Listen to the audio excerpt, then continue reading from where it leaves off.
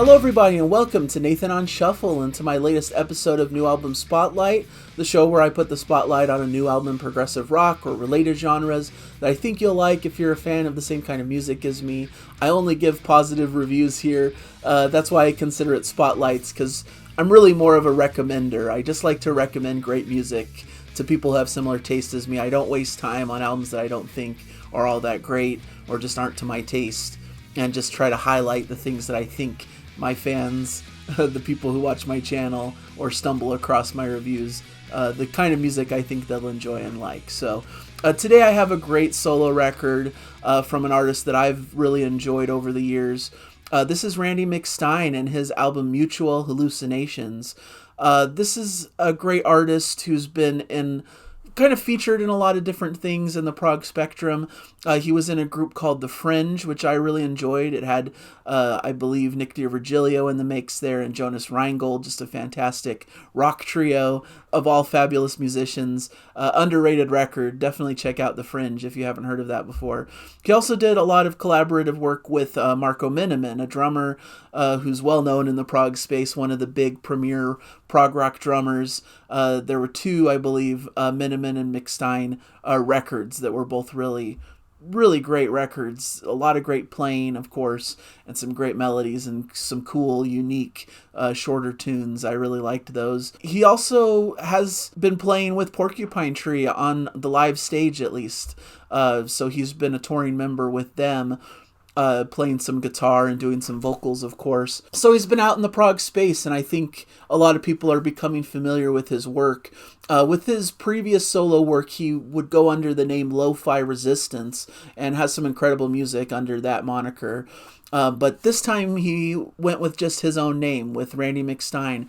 And I think that showcases that this record is pretty personal to him and showcases a lot of who he is as an artist.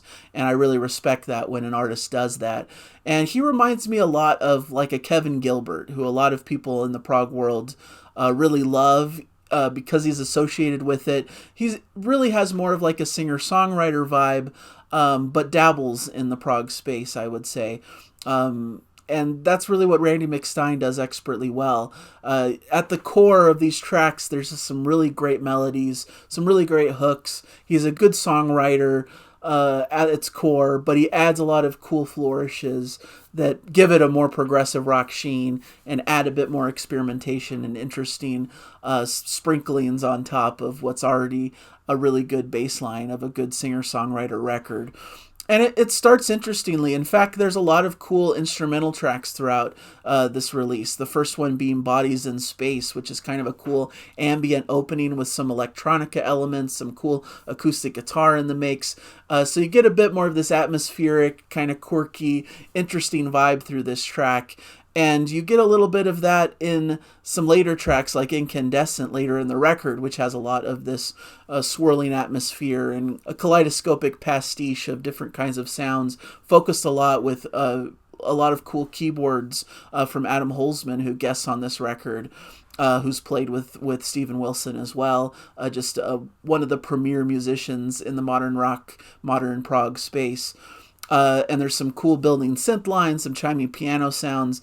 This track is a really beautiful kaleidoscope of different sounds and styles, and is a bit more ambient and experimental, especially in its second half. But then we get more of a traditional prog style song with The Scroll, which has Nick DiVirgilio on drums, has some quirky electronica, and veers off into some jazzier territory. There's even some cool fretless bass on there.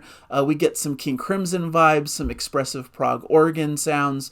It's ever morphing and shifting piece that really showcases his penchant for cool, modern, accessible, progressive rock music with some really cool vibes on it. And Basque is the other instrumental track that is just a beautiful, uplifting piano with these almost John Anderson-style atmospherics. There's a nice string section added to give more uplifting vibes, and it's just a very soothing and wonderful track.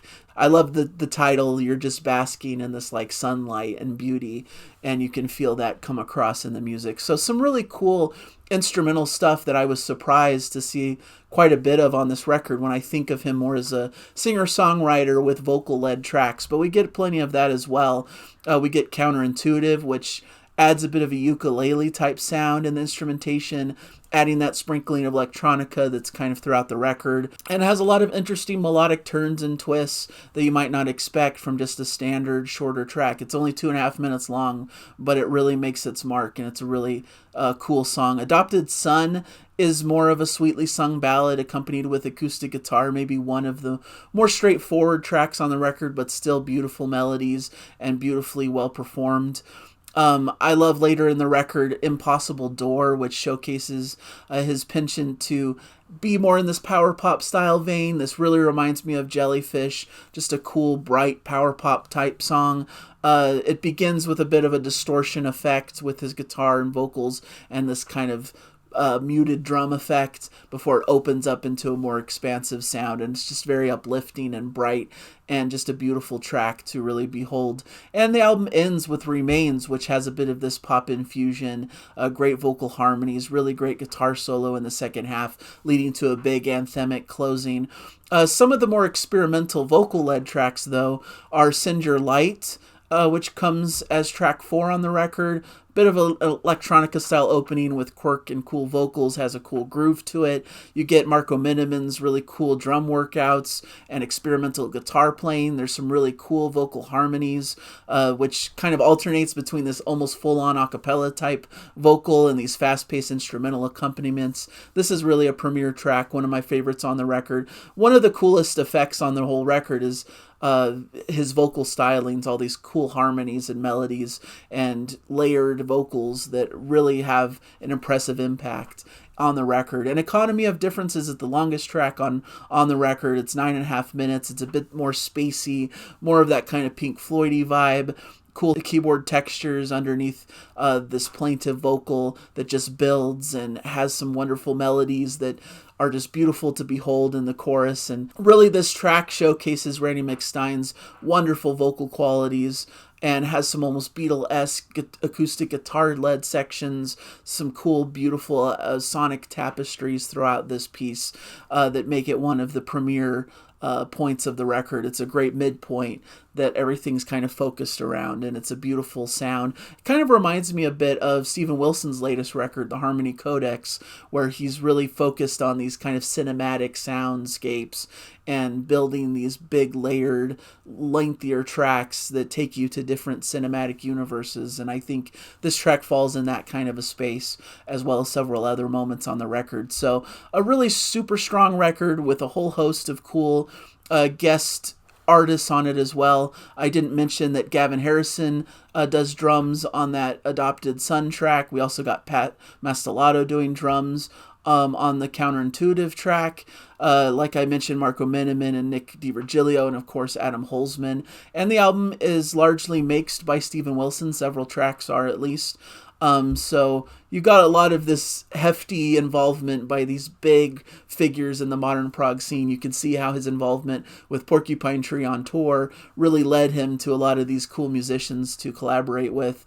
And of course, he's been working with Nick DiVirgilio and Marco Miniman in projects past. So it's a cool culmination of all the things that he's been doing as an artist. And cool that he's doing it under his own name. Has that singer-songwriter style vibe. Some just really great melodies at the core. Some really great songcraft.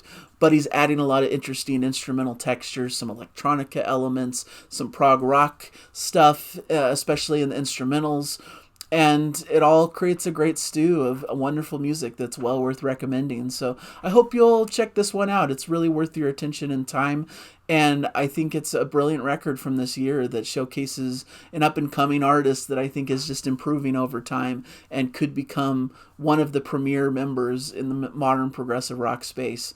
So someone to watch for sure, who continues to impress and continues to involve himself with so many wonderful projects and musicians. So that's my review for today. Hopefully you enjoyed this review. Let me know in the comments if you've heard this, how you feel about this record or Randy McStine in general and his previous material and other projects. Hopefully you'll check it out if you haven't heard it before. And thank you guys for joining me, for continuing to follow me on these reviews. I love bringing music to you guys, And hopefully it pays some dividends, at least at some point, even if certain reviews aren't really to your taste, that there's something out there that you're really into that I could bring your attention to. So thank you guys so much, and just continue to enjoy the music out there. Bye, everybody.